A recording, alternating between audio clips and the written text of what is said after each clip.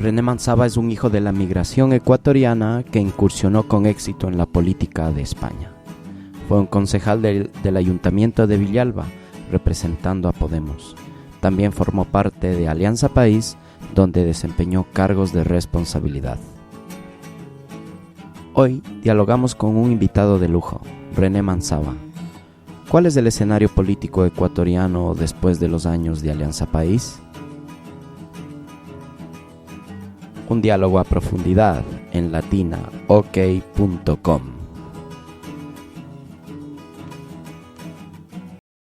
De lo que yo sé, tú fuiste concejal de Podemos, ¿no? Representando a Podemos. Efectivamente. Y eres de origen ecuatoriano. Cuéntanos de esa experiencia de haber hecho política aquí en España. Ha sido una experiencia enriquecedora, pero no siempre fácil, ¿no? Bueno, yo como se sabe, soy un inmigrante que llegó aquí con 7 años. He crecido aquí como en una experiencia de la migración muy parecida a la que han vivido miles de compatriotas, pero también de otras nacionalidades. Fui creciendo, fui estudiando, yo me enrolé en política a raíz de que en España, a partir de la crisis, se empezó a atacar al sistema público de educación, de sanidad, y dado que yo había venido de una experiencia en la educación concertada, bueno, privada de facto, y en la pública consiguieron rescatar, porque al fin y al cabo, como sabemos, la mayoría o muchísimos inmigrantes aquí en España tienden al fracaso escolar, ¿no? Que eso es un tema bastante triste con el que creo que las administraciones no han hecho lo suficiente, y desde la política ecuatoriana creo que también se podría haber hecho más, ¿no? Yo tuve esa experiencia, y en la escuela pública encontré a grandes profesores, grandes profesionales que junto a mi familia, pues me auparon y me estimularon a seguir estudiando. Empecé a estudiar Derecho.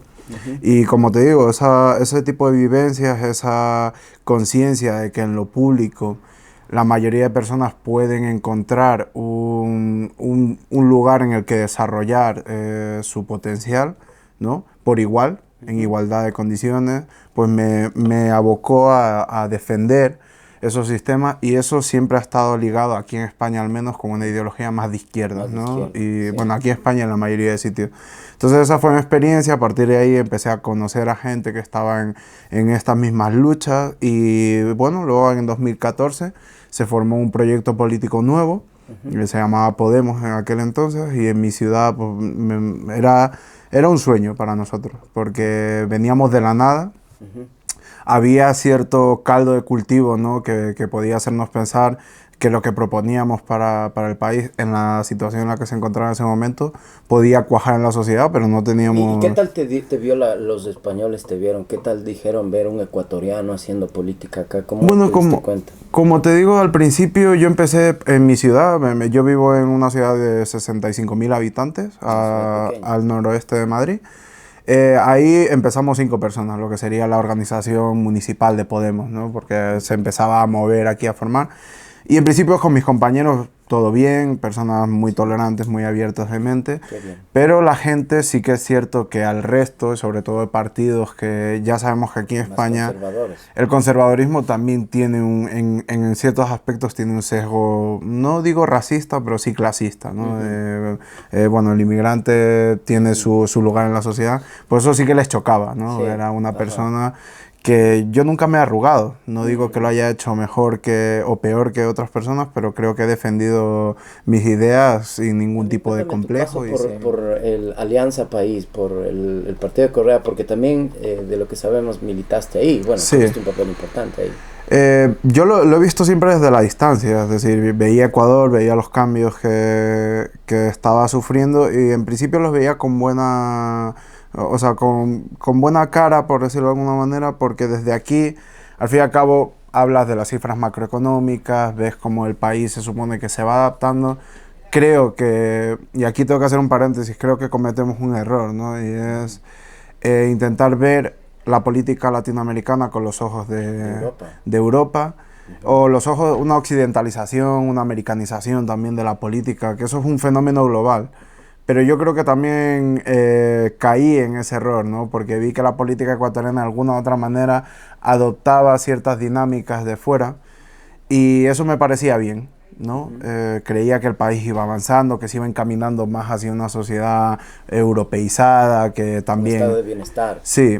Más justicia social.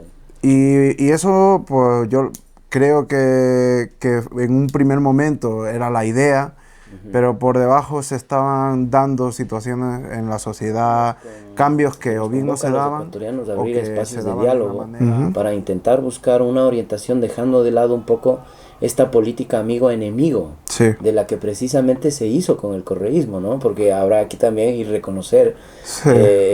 digamos así, cosas que se hicieron bien y que se hicieron mal. Efectivamente. Y una de esas fue precisamente sembrar esta especie de, digamos así, de cainismo político, ¿no? De la exterminación del enemigo. Eso es algo muy smithiano, ¿no? En total, sí, o de sea, Carl Schmitt desde el principio. Pero ahora, yo creo que debido ya al otro momento económico y político, y también después de la grave situación que hemos tenido, creo que hay que abrir espacios mucho más de diálogo, mucho más de digamos así, de llegar al consenso. ¿Y cómo le ves tú esta nueva etapa? A mí lo que me pasa con Ecuador, y es un poco por lo que traía a colación el tema de la europeización de la política, es que creo que nuestra sociedad, de alguna u otra manera, nunca ha estado bien cohesionada, ¿no? Y por eso no puedes tú correr y atarte los zapatos al mismo tiempo. Es decir, creo que el proceso político por el que tiene que pasar Ecuador primero es una buena cohesión social, que no creo que se haya dado en las anteriores épocas, ni siquiera en siglos pasados. Todos sabemos que en Ecuador hay mucho racismo entre ecuatorianos. Claro, ¿no? regionalismo. Y un regionalismo que impide que pueda haber una política global a nivel país, ¿no? Hay unas élites en la costa que son las que siempre van a Quito a mandar. En Quito, pues bueno, hay una burocracia siempre ocupada por personas de la región que al mismo tiempo, como no se ha dejado que asciendan a puestos de poderes superiores, cargan contra personas que vienen de las otras regiones, pero en un nivel más bajo. Entonces, creo que no hay una posibilidad de hacer una política sana, de una política de Estado, mientras no corrijamos eso, mientras no podamos construir puentes, lazos, cohesionemos socialmente para europeizar o globalizar nuestra política, porque tenemos muchas otras tareas de concienciación social. Ya, ahora vamos a lo que nos incumbe más, que es analizar lo que está pasando ahora en Latinoamérica y específicamente en el Ecuador. ¿Cómo ves primero el contexto? ¿Por qué crees que está sucediendo esto? El neoliberalismo ha aguantado 40 años, ¿no? En Latinoamérica. Vemos que nació en Chile, casi como un proyecto de país, ¿no? Más profundamente. Y ahora probablemente me gustaría pensar que en Chile morirá, ¿no? Pero ¿tú crees que es el neoliberalismo? O sea, a ver, porque a ver, venimos de una época de gobiernos progresistas, entre comillas, sí. ¿no? Ha estado gobernando Kirchner en Argentina, ha estado gobernando Chávez, el chavismo está 20 años, Correa, y han tenido un boom petrolero, sí. O sea, y se identifican progresistas de izquierdas, o sea, yo creo que, a ver, más bien no será causa de eso. Y eso es un error que yo he analizado y yo he cometido, porque yo, como digo, no me avergüenza decir, yo he defendido el gobierno de Correa y defendí y trabajé para que Lenin llegase al poder, y en un primer momento estaba de acuerdo con mucho de lo que se proponía. Ha derivado en algo que es horrible. ¿Que haya que pedir disculpas? Creo que no, porque al igual que le pasa al pueblo cuando vota por un proyecto político, todos creemos pensar que las promesas que nos hacen se van a ver cumplidas, ¿no? Claro. Pero en el tema económico es un poco lo que decía antes. Hay crecimiento macroeconómico empobrecedor y, sobre todo, si no hay un cambio cultural, no hay una verdadera revolución. Entonces, lo que ha sucedido en la mayoría de gobiernos progresistas de Latinoamérica es que hemos comprado ese mito del crecimiento económico que se da aquí en Europa, ¿no? Aquí en Europa analizamos o creemos que la economía va bien cuando nos dice que ha crecido el PIB, que la balanza comercial es positiva, pero eso no. Aquí en España hemos visto que durante los últimos 6, 5, 4 años la economía ha estado creciendo, pero eso no se traduce en mejores condiciones de vida para la mayoría de la población. En los últimos 10 años se ha quintuplicado el número de ricos, pero la pobreza también se ha hecho crónica en la sociedad, ¿no? Entonces, en Ecuador lo que nos ha pasado, creo, en mi opinión, es eso. La economía crecía, había un boom petrolero, se hacían obras. Pero, ¿no? o sea, es el neoliberalismo, digamos, de izquierda. Sí, O sea, en su mayoría podemos entrar a analizar. Yo creo que una revolución en términos de izquierda se fija en lo económico porque hay un elemento materialista que por supuesto no podemos desdeñar, pero si no hay un cambio cultural que permita a las personas no volver a caer en los errores del pasado, no hay nada. Porque ahora mismo cualquier persona... tú defiendes un cambio de izquierdas cultural. Efectivamente, Pero eso se parece un poco al maoísmo. Y yo creo que el maoísmo se basa en esa idea de Gramsci, ¿no? De la hegemonía cultural. Sí. Sin ese cambio en la sociedad no hay cambio social, porque al fin y al cabo lo único que estás haciendo es, dependiendo del ciclo económico en el que estés, permitir que la sociedad consuma más o menos. Sí. ¿No? En Ecuador, pues bueno, en 10 años la sociedad la mayoría del pueblo podía ir a un centro comercial, podía a veces sentarse a comprarse... El chavismo es el ejemplo en Venezuela. Comprarse algo de ropa europea, un carro, pero claro, en cuanto el resto del mundo va mal, tiembla la economía, dentro de la economía capitalista a ti te toca perder, porque eres de los últimos eslabones, ¿no? Entonces, si no ha habido ese cambio cultural, siempre estamos condenados a depender de un ciclo macroeconómico o global. Juega ahora en un cambio de ciclo. Efectivamente. Estamos cambiando, estamos asistiendo a eso. Y ahora, ¿qué le pasó al Ecuador? Porque hemos visto algo que nunca, al menos yo, nunca he visto. Mira que yo estudié en la ESPE cuando le votaron al Abdalá. Mis ex compañeros de universidad hicieron el golpe de Estado. He visto cómo ha caído, por ejemplo, el Lucio y todo eso, pero yo nunca he visto lo que pasó esta vez. Fue un auténtico campo de guerra. ¿Qué le está pasando ahora al Ecuador? Yo creo que le pasa a muchísima gente. Aquí, trasladando o extrapolando con mucho cuidado a lo que pasa aquí en España, el 15M era algo que no se había dado hasta ahora en términos, no fue para nada comparable a lo que ha pasado en Ecuador, pero sí que supuso una juventud que sale a la calle de repente porque creo que sus expectativas de vida se han visto frustradas, ¿no?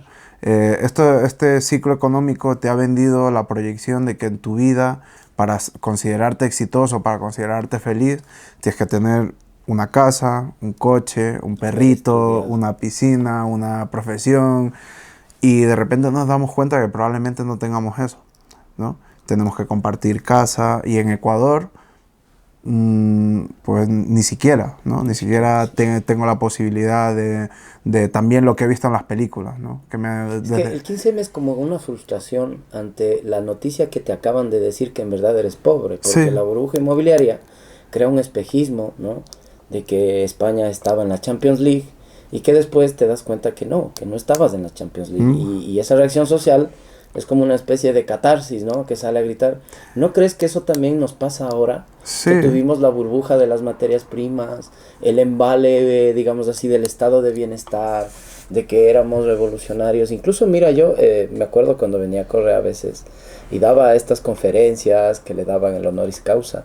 Y a veces él le daba lecciones a Europa, ¿no? Sí. No sé si te acuerdas de que sí, claro, y tú te dabas cuenta y decirle, bueno, tan bien estamos, claro, que este man viene a dar lecciones aquí. A todos nos hace ilusión. todos teníamos la ilusión de vivir en un país que por fin dejaba de ser pisoteado, ¿no? Claro. Y tenía algo que enseñarle al mundo. Claro. Pero ahora, ¿no crees que estamos despertando también de eso? Sí, yo creo que sí. Yo creo que la juventud ecuatoriana... Hay algo que a la juventud le molesta mucho, ¿no? Más que tú le digas, por ejemplo, mira, porque... creo que es un error de juventud sentirse inmortal, ¿no? Tú a un joven le dices, no hagas eso porque probablemente te va a acusar la muerte. Sí. Y pensar en la muerte es un sentimiento muy lejano, ¿no? Sin embargo, yo creo que le enfada muchísimo más a la juventud sentirse engañada, ¿no? Eso es algo que de verdad como joven, o sentirse controlada y que de repente te han mentido, nos rebelamos ante la autoridad de nuestros padres. Y yo creo que la revuelta de ahora es decir, bueno, es que me habían contado que probablemente tenía posibilidad, ¿no?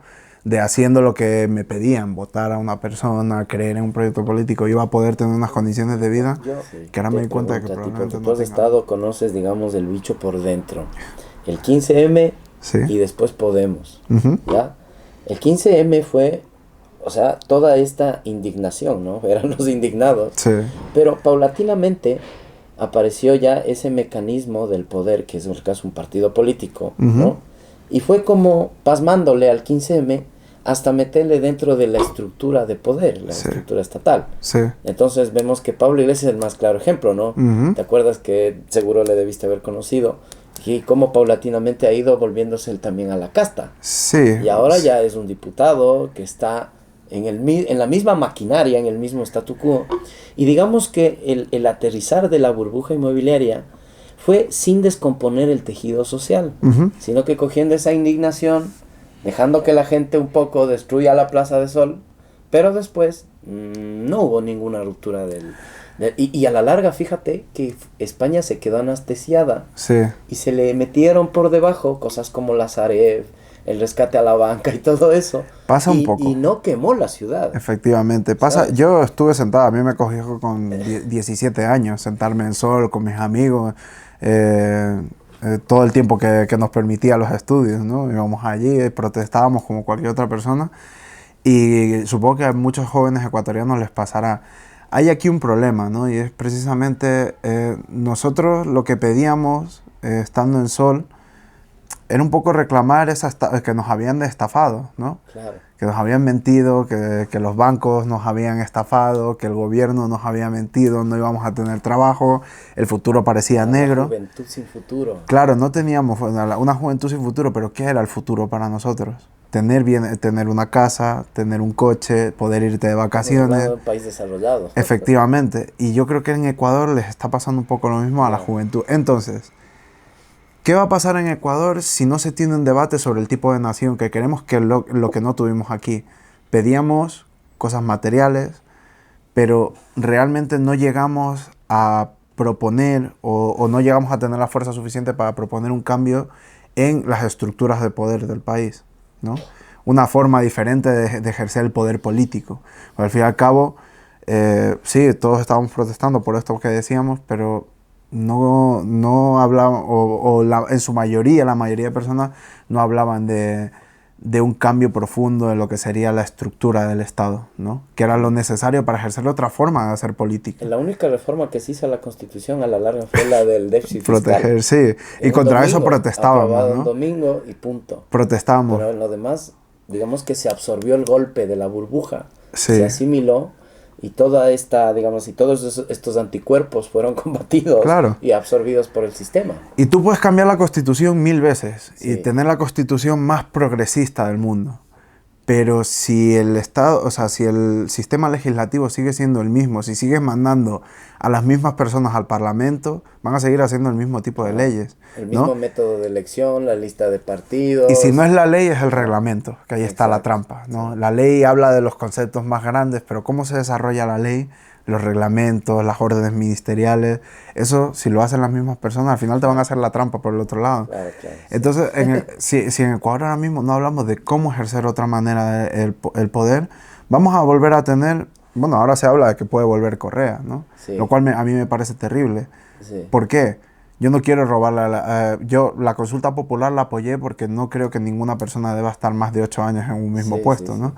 Pero yo no quiero secuestrarle al pueblo ecuatoriano la capacidad de decidir. Ahora bien, creo que ningún Estado puede ser exitoso cuando se pone en el rostro, en una sola persona, el poder y los designios de tantos millones de ecuatorianos. Correa no solo representa un partido político, representa un momento económico, que es el momento de las materias primas, del boom, de cuando hubo dinero. Entonces es como que aquí en España hubiera un candidato que represente a la burbuja inmobiliaria. Claro. ¿Sabes? Entonces, claro que dijeron, ¿quieren ustedes volver a la época de Aznar, donde estábamos hechos una maravilla? La gente va a decir que sí, pero hubo una pedagogía aquí que la gente se dio cuenta que el milagro económico no fue gracias a Aznar, ni tampoco gracias a Zapatero. Fue a pesar de ellos. Sí.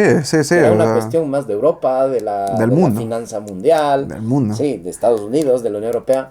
Claro, pero ahora explicarles de esta manera a los ecuatorianos que el milagro ecuatoriano, entre comillas, no fue por Correa, fue a pesar de Correa.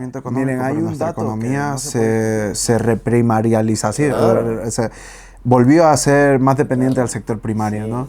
Eso nos condena para siempre a seguir vendiendo materias primas, que los móviles se hagan en China, que se hagan aquí en Europa, bueno, que se hagan en China pero con ideas europeas, ideas americanas.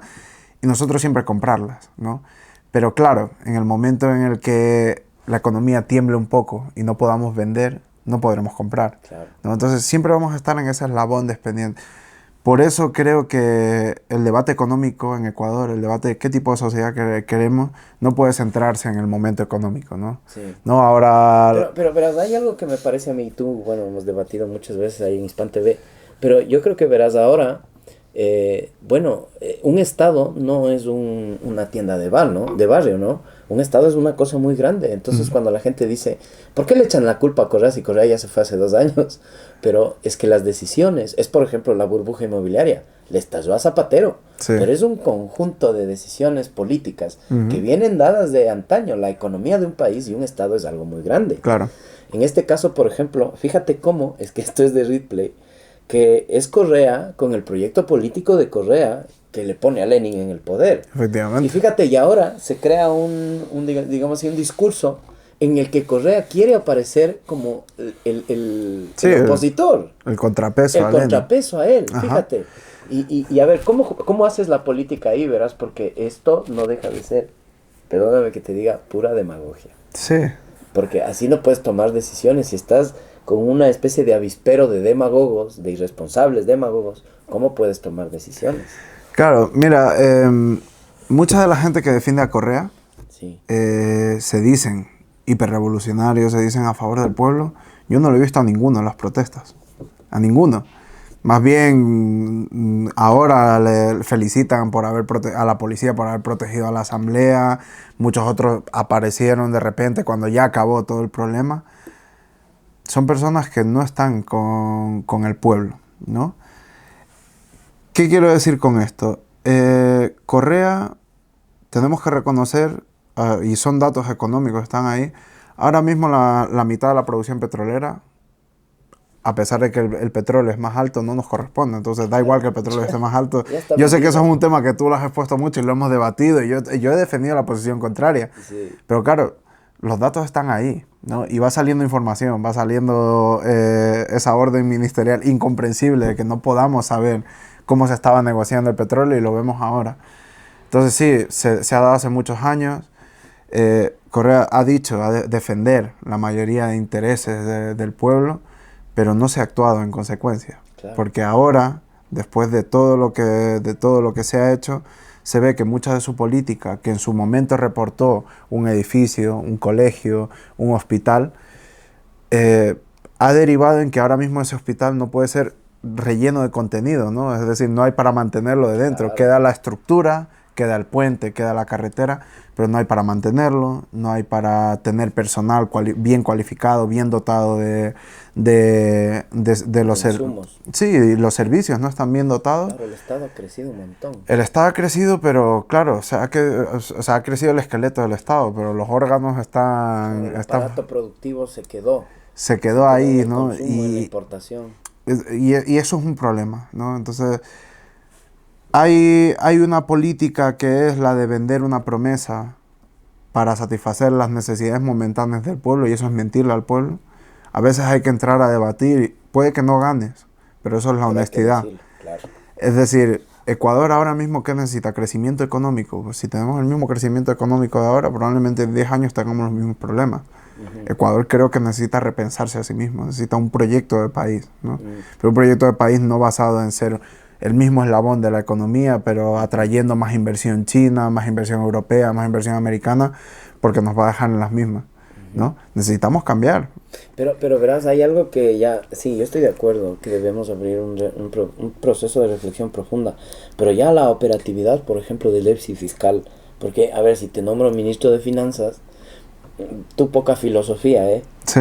Más bien, tú tienes facturas a fin de mes, Sí, y te acaban de decir que hay un hueco más grande que la casa. efectivamente. Y nosotros, por un lado, ya no podemos seguirle pidiendo plata a los chinos, porque ya les dimos de adelantado el petróleo, y porque nos piden unas tasas de interés que son del 8, del 9, Sí, que solo en costes financieros nos estamos cargando todo el presupuesto de la sanidad en un año.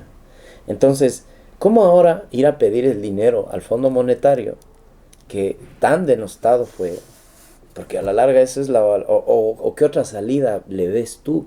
Yo en lo personal siempre he dicho que vamos a caer en el Fondo Monetario, porque la desgracia es caer para ellos. Ya, hay un ejemplo, sí. ¿no? En el terremoto de Ecuador, el propio Sí. Correa tuvo que acudir al Fondo Monetario Internacional a pedirle un préstamo, ¿no? Para algo de liquidez, porque ya no había liquidez.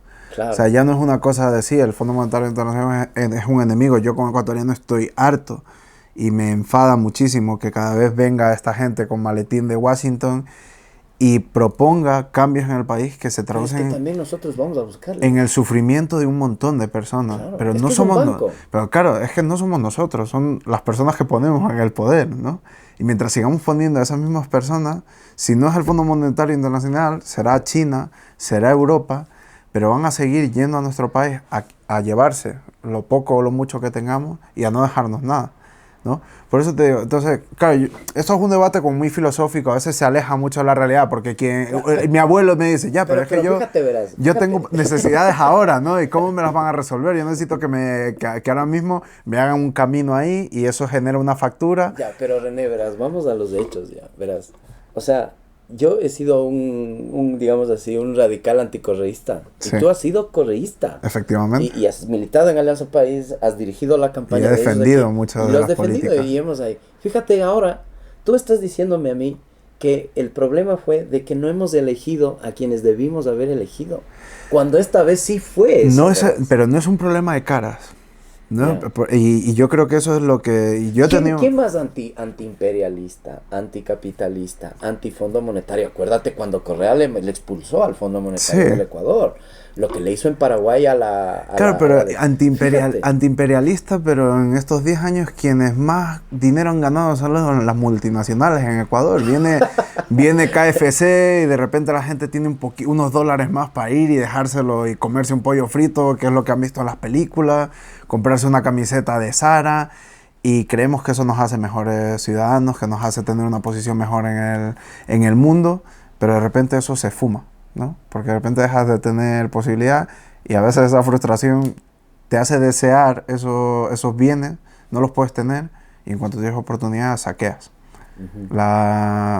Porque tienes el deseo, claro, de comprarte un carro, de tener un móvil, sí. Pero claro, igual hay que decirle a la sociedad, eso no nos hace ciudadanos. Pero ¿no crees que con el correísmo estuvimos como la burbuja inmobiliaria? Sí. Estuvimos así muy locos, nos rayamos y ahora hemos aterrizado a la verdad. Claro, o sea, y yo me acuerdo de muchísima gente que se volvió de aquí a Ecuador, ¿no? Claro, el milagro. En la propia época de Correa, familia mía se regresó, pero llegó allá y más allá de los cambios macroeconómicos, de ver una carretera, de ver cosas que veíamos aquí en Europa, se dieron cuenta que la sociedad no había cambiado demasiado, ¿no? Y no les gustó, muchos se querían regresar y muchos se regresaron en cuanto pudieron, ¿no?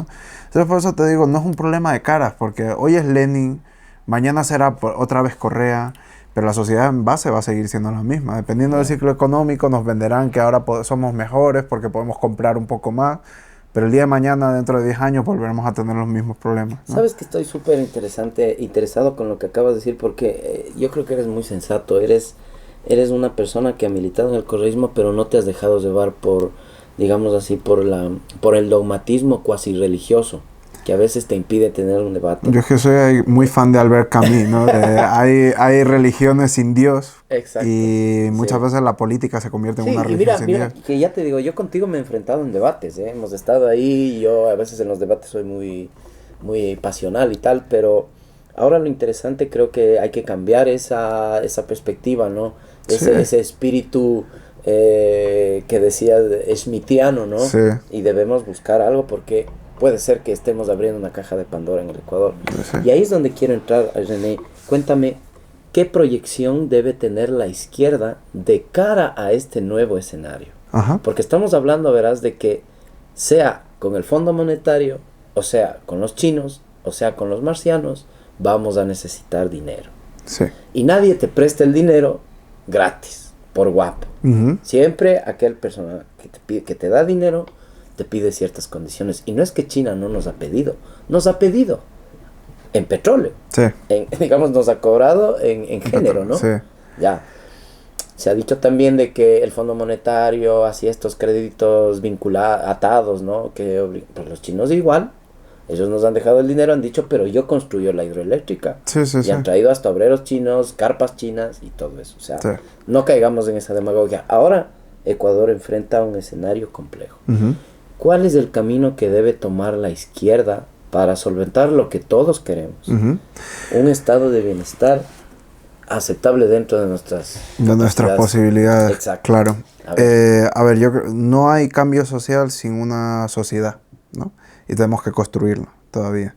Creo que es un momento esencial para construir lazos en la sociedad que nos permitan tener una visión global de lo que necesitamos. No de lo que necesita la sierra, no de lo que necesita la costa, sino de lo que necesitamos. El camino de la izquierda, de momento, va en dirigir todos los esfuerzos del Estado a proteger a la sociedad.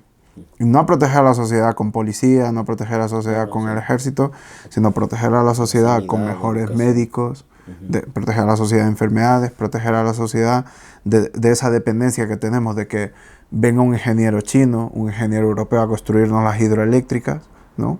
Porque es verdad que se han creado universidades enormes con mucha tecnología, pero nuestros profesionales de verdad están tan preparados como para enfrentar los retos que necesitamos y sobre todo para emanciparnos como sociedad, dejar de depender de las potencias mundiales para poder avanzar, ¿no? Para seguir teniendo un estado de bienestar a la medida de nuestras posibilidades. Y ahora, mira, René, hay algo que también ha debilitado y tal vez que a mi entender ha sido el punto débil del correísmo, por donde ha implosionado, que es el de la corrupción. La derecha ecuatoriana, bueno, lo que podría llamarse la derecha ecuatoriana, porque no estamos hablando en dos dimensiones claras, ¿no? Allí, pero van a decir siempre de que las ideas de izquierda fueron las ideas de Correa, y que Correa es Glass, y que el tío de Glass se está gastando la plata, y que él es revolucionario para llevarse la plata, ¿no? Esta simplicidad, porque la política ante todo son mensajes, eslogans y símbolos, ¿no? Sí. Digamos el discurso político. Entonces, ¿cómo crees que debe recomponerse la izquierda para poder quitarse este San Benito que también le ha dejado el correísmo? Dejando de defender a personas que sabemos o que nos han demostrado que no han sido honestas, ¿no? Yo creo que ni pública ni privadamente he defendido abiertamente o de una manera directa a Jorge Glass. He defendido que tenga un proceso limpio, que se demuestre, pero es que tenemos que tener clara una cosa. A Glass no lo empieza a investigar Lenín Moreno, ¿no? Yo creo que vivimos una sociedad tan difusa que vive tan rápido que a veces se nos olvida, porque ahora Correa parece que le echa la culpa a Lenin de que Glass está en la cárcel, pero la investigación a Glass empezó cuando Correa controlaba todo el Estado, ¿no? Y ya desde ese momento él mismo no lo pone de candidato porque ve que es inviable, porque hay demasiados indicios como para pensar que no pueda haber cometido actos de corrupción. Acuérdate, en plena campaña salió la lista de Odebrecht. Sí. Y esa lista llegó a las manos de Carlos Vaca Mancheno, fiscal, y se devolvió porque dijo que no había un traductor al portugués. Sí. O sea, aquí nos hicimos un poco todos los giles, digamos así. Pero entonces, eso se sabía de que entonces yo creo tenía ahí un punto débil. La izquierda no podemos caer en decir, bueno, tenemos que defender lo que hizo Correa. Hay muchas cosas que se hicieron bien, pero otras cosas que se hicieron mal. Y la honestidad para con el pueblo es un deber. La revolución empieza en casa, como decía Lenin. El de verdad, el ruso, no el de ahora. La revolución empieza en casa. Entonces tenemos que limpiar la izquierda de personas que no han sido coherentes con lo que se predica.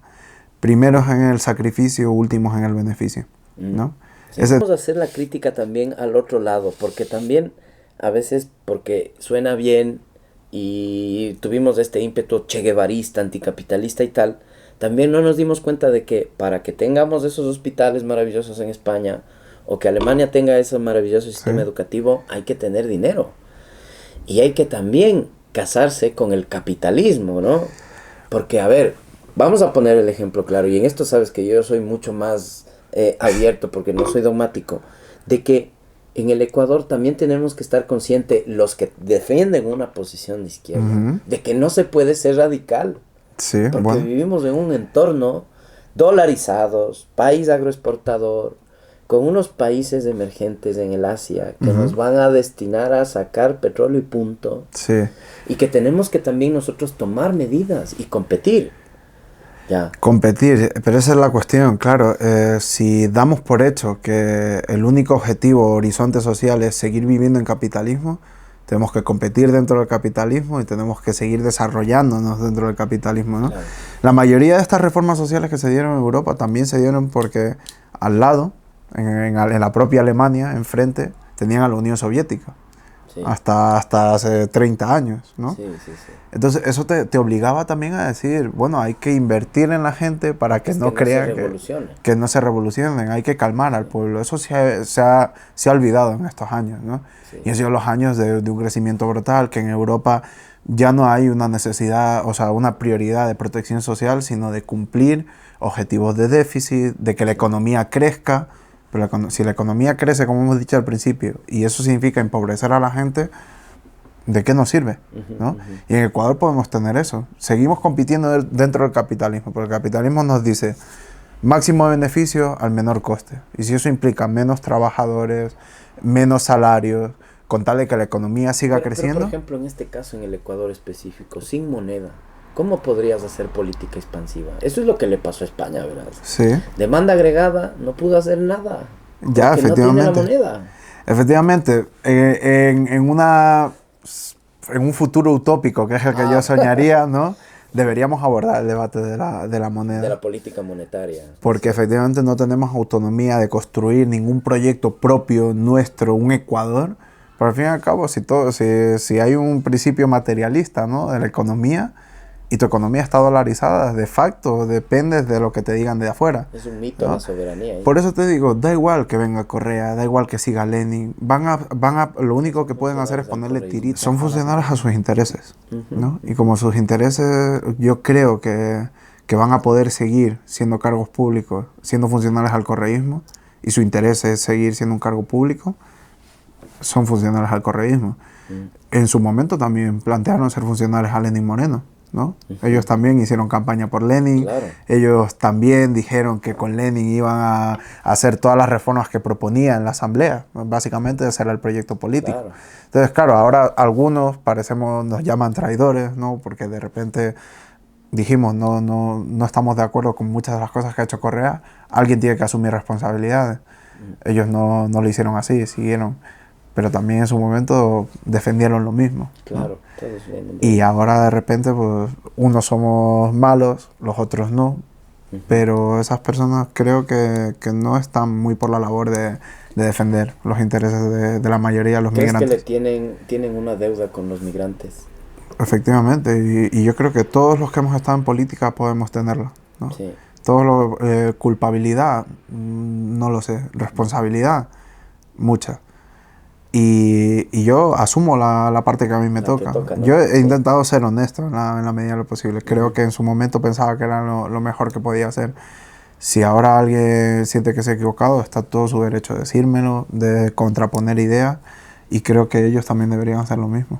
Para terminar, la última pregunta. ¿A dónde va el Ecuador ahora?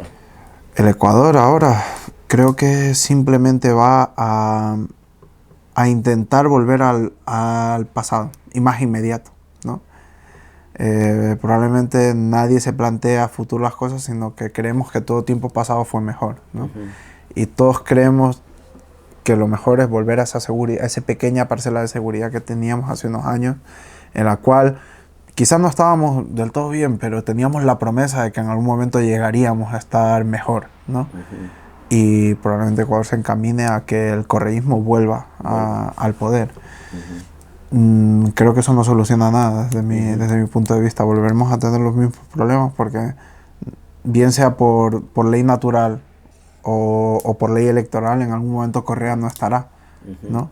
Y los problemas que engendre tendrá que asumirlos otra persona que tendrá que volver. ¿Tú eres de la tesis de que Correa va a volver en el 2021? Como vicepresidente o como ministro, como asambleísta, como cualquier cosa, volverá. Eso seguramente. Pero a mí me parece terrible. Creo que un pueblo que es autónomo, que es capaz de dirigirse a sí mismo, no necesita poner su fe en una sola figura durante tanto tiempo. Claro. Ha estado 10 años. pero no es sano para nadie tener tanto poder. El poder te destroza.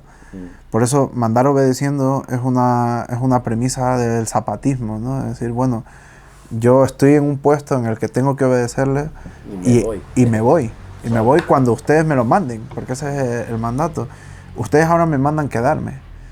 Pero claro, no tengo un control real de las personas, porque ahora mismo la Constitución del Ecuador y Correa plantea también, además, hacer una constituyente, le da muchísimos poderes al presidente. Es presidencialista, porque nuestro sistema es presidencialista, claro. Y aparte tiene muchísimas atribuciones incontrolables en el día a día. ¿Pero no crees que esto es una locura? Sí, a mí me parece una locura. Me parece una locura porque creo que como pueblo, como digo, no necesitamos un padre, sino un hermano. Porque Correa llega a hacer la constitución, el presidencialista a su medida, ahora ya no le gusta. Sí. Entonces dice, porque hacer una constitución es refundar un estado. Claro, ¿sabes? ¿Qué le pasa a la constitución de 2008? O sea, ¿por qué? Las reformas que ha hecho Lenin, como él mismo decía, se pueden hacer cambios en la asamblea. La mayoría de la consulta en sí, lo importante de la consulta era que él no vuelva. Con lo que yo estaba de acuerdo, precisamente por lo que digo. No creo que sea sano para ningún país que ningún gobernante esté durante tantos años, ¿no? Y alguien me dice, en Alemania Angela Merkel lleva ¿cuántos? 5 mandatos. No me parece sano igualmente. Y tampoco creo que seamos Alemania, ni que tengamos que aspirar a hacerlo. Tenemos que ser Ecuador. Sí. Y por eso digo, ecuatoriana. Necesitamos pensar qué Ecuador queremos ser. Dejar de parecernos, queremos ser como Europa, queremos ser como Estados Unidos. No somos para nada. Nosotros comemos cuy, nosotros tenemos encebollado, nosotros tenemos las Galápagos. Necesitamos una idea propia de Ecuador, necesitamos una manera propia de ejercer el poder en Ecuador, necesitamos una propia sociedad ecuatoriana, que no se parezca a ninguna otra sociedad, sino que nosotros mismos en nuestra idea, sin caer en la idea romántica del nacionalismo, tenemos que tener una identidad propia, ¿no? Y yo creo que para mí una democracia sana es la que es radicalmente democrática, ¿no? Y radicalmente democrática, y socialismo también debería ser radicalmente democrático. Significa que nadie puede ejercer poder alejado del pueblo, claro. ¿No? Que te puedan revocar en el momento en el que te estás desviando de tu hoja de ruta, en el momento en el que no cumples tus promesas electorales. En cualquier momento el pueblo sea capaz de decirte vete, quédate, o no hagas eso, hazlo de otra manera, no con un referéndum, sino tiene que haber, porque eso puede ser puntualmente positivo, pero tiene que haber otros vasos comunicantes, otra manera de que el político hable con el pueblo, sin escenificar, subir a una niña o abrazar a una persona en un espectáculo, sin nada de eso, sin demasiados aspavientos, sin grandes discursos, una política humana. Y una política humana significa más seria, estar en lo terrenal, claro, ¿no? Actualizada la realidad. Bueno, René, muchas gracias. Gracias a ustedes por haberme dejado venir.